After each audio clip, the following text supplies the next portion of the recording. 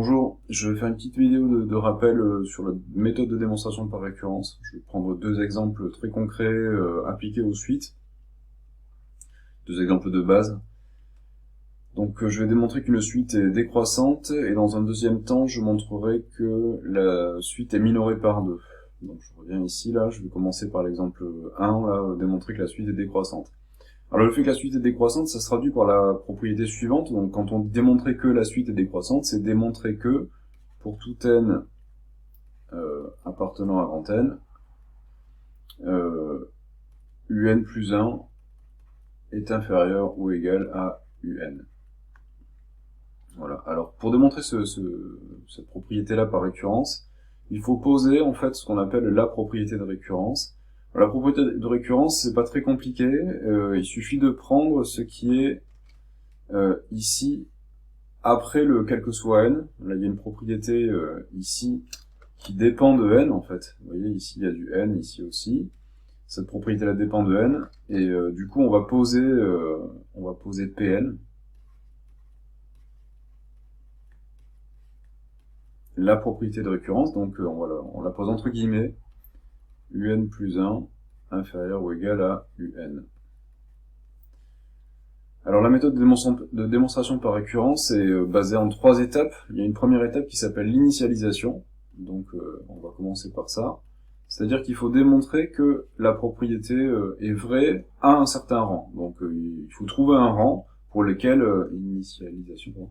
pour lequel la propriété Pn est vraie. Donc par exemple ici, il va être assez facile de démontrer que la propriété P0 est vraie. Alors la propriété P0, elle apparaît lorsque le n est remplacé par 0. Donc ici on va avoir un 0 à la place de ce n-là, et puis un 0 à la place de ce n-là. Donc ça, on va démontrer que U1 est plus petit que U0. Alors, je vous rappelle la définition de la suite. U0 c'est 4, et donc pour trouver U1, on va calculer U1 grâce à la formule qui est ici. Et on va...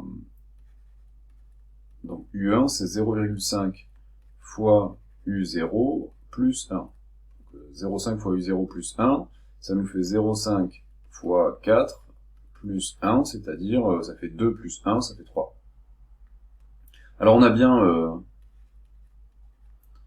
U1 qui est plus petit que U0, et là on vient d'écrire que P0 était vrai.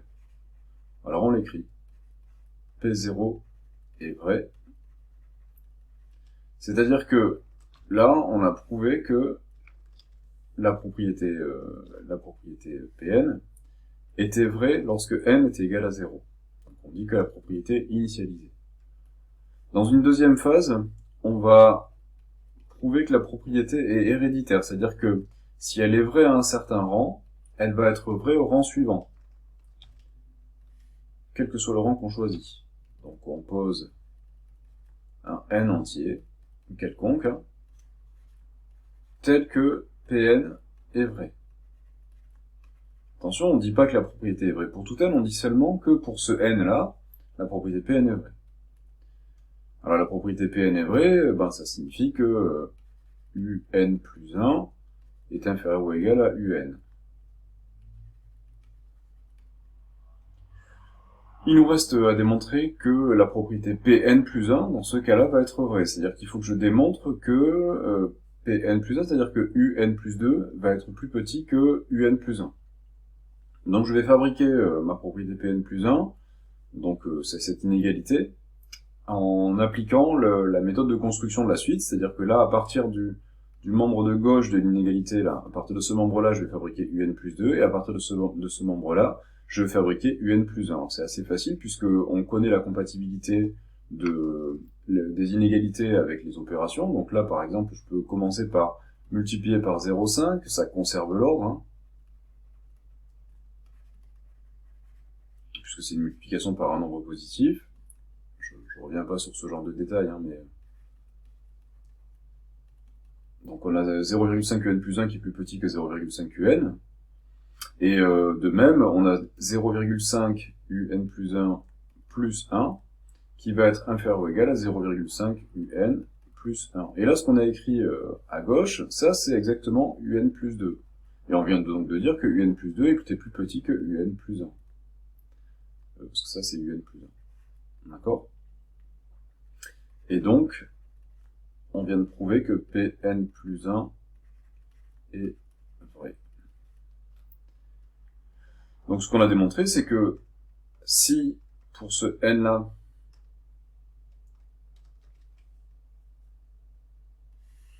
Pn est vrai, alors Pn plus 1 sera vrai aussi. Et là, donc, on vient de prouver que la propriété était héréditaire. Donc, on a toujours une dernière phase de conclusion, où on va expliquer qu'on vient d'appliquer en gros le théorème de récurrence. Hein. Donc on va dire que la propriété Pn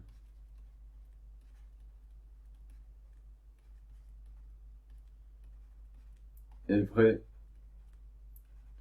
au rang 0 et elle est héréditaire.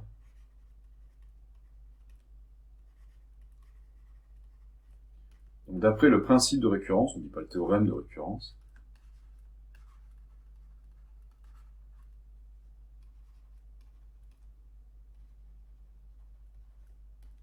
elle est vraie pour tout n.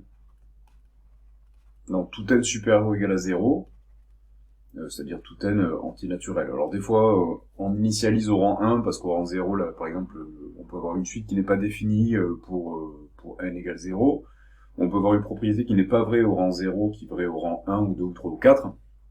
Et donc là, la propriété, si elle est héréditaire, elle sera vraie pour tout n supérieur ou égal au rang d'initialisation.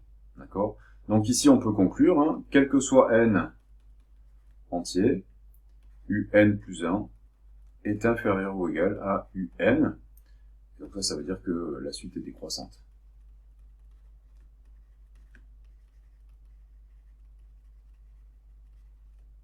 Voilà. Donc, hop,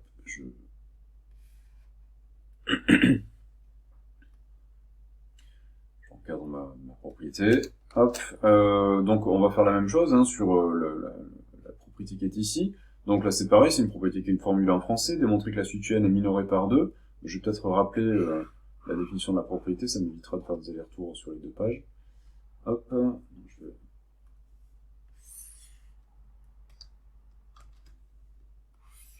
copier ici et coller la définition de la suite. Voilà. Donc on va démontrer que la suite elle est minorée par 2, donc ça, la suite est minorée par 2, ça signifie que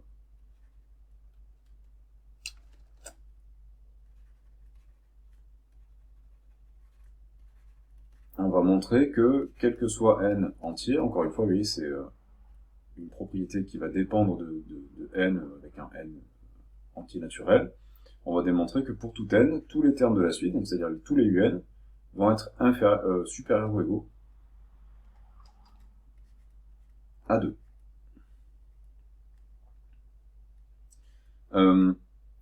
Alors du coup, là c'est la même idée, on commence par l'initialisation, quand n est égal à 0, donc on regarde, u0 il vaut 4, donc u0, oh, pardon, j'ai oublié une étape. Hop. Donc il faut commencer par poser, toujours pareil, Pn, la propriété de récurrence. Comme je vous disais tout à l'heure, la propriété de récurrence, vous la trouvez ici en général, juste après le quel que soit n, juste après cette espèce d'introduction là, juste après cette assertion, quel que soit n, du coup, un est supérieur ou égal à 2, c'est ça qu'on va choisir comme propriété de récurrence. Donc, on pose comme propriété de récurrence un supérieur ou égal à 2. Donc, la première phase, c'est l'initialisation. Donc, comme je disais, u0, c'est égal à 4. Donc, u0 est supérieur ou égal à 2. Donc, p0 est vrai.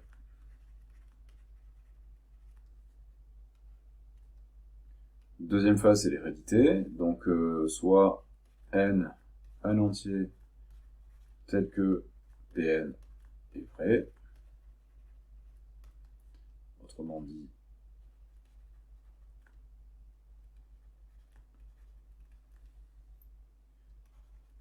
un est supérieur ou égal à 2. Alors c'est pareil que tout à l'heure, je vais construire comme c'est encore une fois une inégalité, que la propriété Pn, je vais construire un plus 1 à partir de un.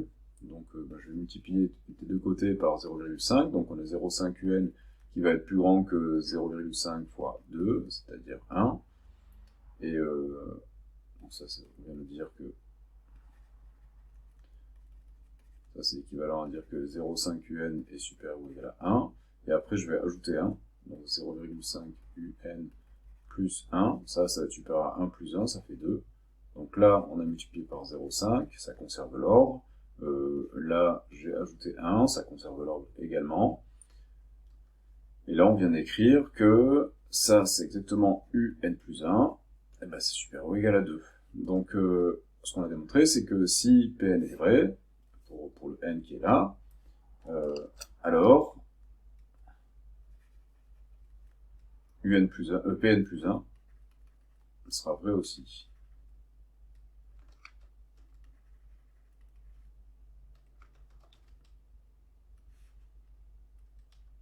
Donc si Pn est vrai, alors Pn plus 1 est vrai, donc la propriété est héréditaire.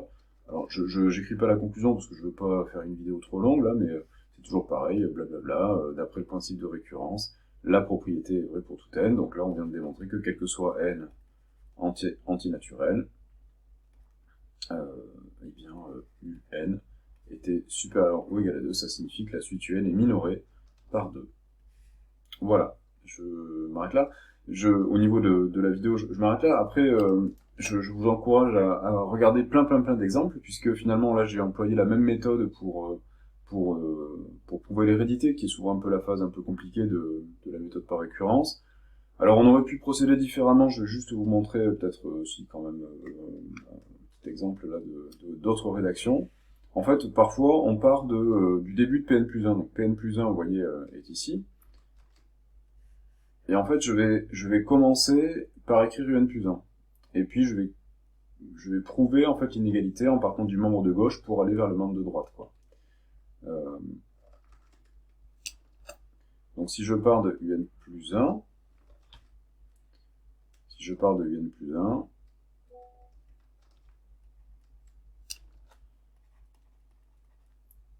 un plus 1, c'est 0,5 fois un plus 1. Et donc ça va être supérieur ou égal à 0,5 fois, d'après la propriété de récurrence, d'après Pn, un est supérieur ou égal à 2. Donc ça fait 0,5 fois 2 plus 1. Ça c'est d'après Pn. Donc Pn est dit que, en gros, on a l'inégalité, et puis on a le un qu'on peut remplacer par 2 ici. Alors c'est vrai ici, c'est un peu casse-gueule en fait de raisonner comme ça, parce que si on avait eu un passage avec ici par exemple un nom négatif, on aurait été embêté. Enfin, là ça fonctionne, on peut raisonner comme ça, mais c'est pas toujours très pratique de fonctionner comme ça. Dans ces deux méthodes-là, je pense que la meilleure façon de procéder, c'est celle qui est à gauche. Hein. C'est plutôt celle-ci qu'il faut privilégier. Bon. En tout cas, regardez les exemples. C'est pas toujours comme ça qu'on procède, mais on va dire que pour ces propriétés-là, pour démontrer que une suite est minorée ou une suite est décroissante, c'est vraiment souvent comme ça qu'on fait. Pour la croissance ou la décroissance, vous vous rappelez, parfois on utilise la fonction de récurrence, donc parfois on utilise que le fait que f soit croissante, et du coup, quand on a un plus 1 plus petit que un, on applique f aux deux membres de l'inégalité, et par croissance, l'inégalité et le sens de l'inégalité est conservé, et donc on se retrouve avec la propriété de Pn plus 1 qui tombe un peu comme une fleur lorsqu'on a une fonction une fonction de récurrence qui est croissante. Ce qui est le cas ici, hein, puisque ici la fonction de récurrence est une fonction affine. Bon allez, je m'arrête là. Ça fait 15 minutes.